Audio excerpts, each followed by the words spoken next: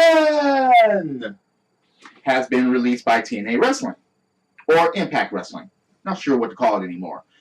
And he was released after his match with Eric Young because he appeared to be under the influence of drugs.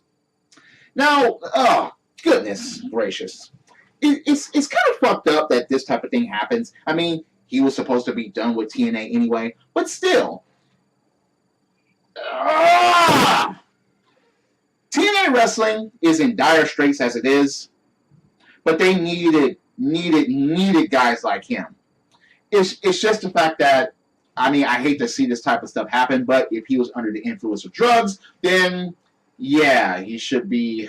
I mean, I don't know the full story. This is just according to a couple of reports that I read, but still, you know, if this is true, then he brought this on himself. Now, I hope he moves on. I hope he bounces back. I hope he, you know, keeps wrestling.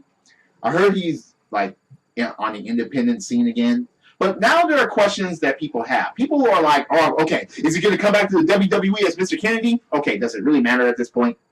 It's WrestleMania season, and even if he was to come back, they have absolutely nothing for him at this time. Maybe he'll return to NXT as far as being part of the WWE, but I don't think WWE will take him on a main roster due to his being injury prone when he was there, and then his clashing with Randy Dick-Licking Orton.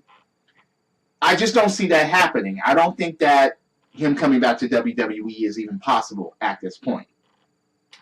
But, oh, goodness, I was just sad to read that. I was like, no, well, all right, you know, okay. So now, this Tuesday, March 15th, 2016, Impact Wrestling is going to be live. You have EC3 going against Matt Hardy for the TNA World Heavyweight Championship. Again. It's like they just can't progress past that. Even though I agree with feuds lasting for a long time, but this has just gotten way out of hand with this. They're not going anything. They're not going anywhere. This is not really going to do anything unless there's another fucking title change, but then guaranteed they'll have another fucking title change within a week to 2 fucking months to give it right back to Matt Hardy if EC3 wins. That's just my opinion. Jeff Hardy is back. Wait a minute.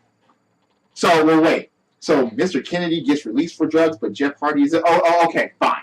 And he's going to be facing Eric Young. Not sure if the King of the Mountain Championship is going to be on the line. But, Jeff Hardy is going to be back at the Impact Zone. Beer! Money! Tag Team Champions. Duh. What else are they going to be doing with Beer Money? Even when they broke up and they were, you know, doing the individual thing, you know... Bobby Roode, you know, he was a good world champion, in my opinion. And James Storm, damn it, when he went to NXT, I was like, oh, shit, yeah, Then he left NXT and came back to TNA, and I was like, oh, wait, what happened there? If AJ Styles could go to from TNA to WWE, I was thinking that James Storm could have done it. And created an impact, and maybe they were going to give him some bullshit, garbage gimmick. And maybe he was like, oh, no, I'm not doing that. If I can't be James Storm, I'm not going to be here. So maybe that's why he went back to TNA where he was allowed to be himself. And he fits in TNA Wrestling as him being himself. Plus, Beer Money is their premier tag team. They just are. They've been that way for years. So, TNA Wrestling. Okay, look. Anyone that may be watching this video, do you think that there's actual hope for TNA Wrestling? Do you think that they can just crawl out of the hole that they're in? Do you think they can actually become competition? This is not their caliber. This is not about the quality of their wrestling matches that I'm asking. I'm asking as a show, all together, can they bounce and at least, you know, be in a race? Because Ring of Honor, you know, fucking, it's just like that. Ring of Honor, they put on some great matches. They just do. Lucha Underground, you know, once again, they put on some great motherfucking wrestling matches. WWE is trying. They're desperately trying, and they're not even trying all that hard.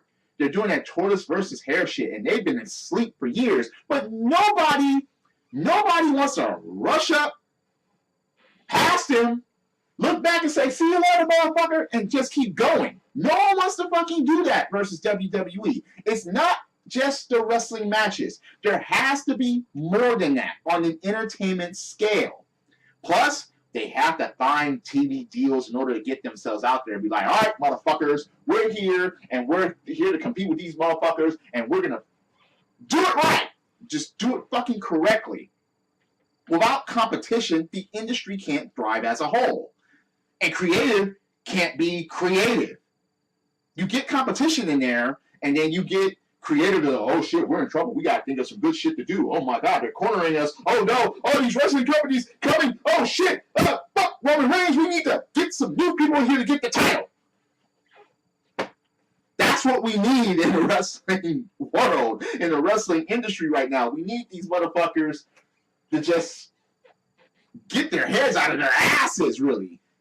Ring of Honor puts on great matches, but they need some type of higher promotion. They promoting, I should say. They need that.